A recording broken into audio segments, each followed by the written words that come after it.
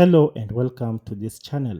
In today's video, I'm going to show you how you can find your Wi-Fi password on your router. So if you have a router and you have forgotten the password that you set, or you want maybe to change the password, what you simply need to do is to log into your router, and then we shall be able to see how we can find and locate our password.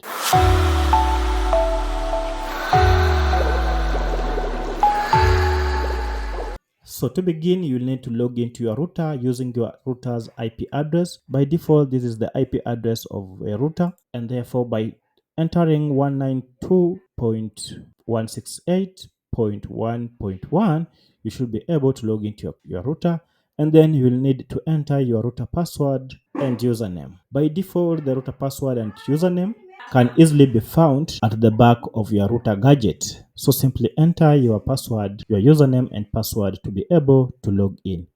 From here, if you want to find your router password, simply click on network, and from network, click on security.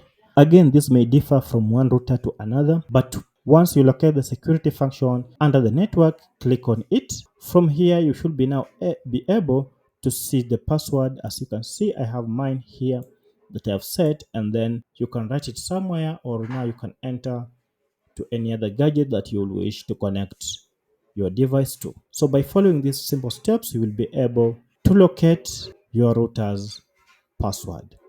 Thank you for watching, and bye bye for now.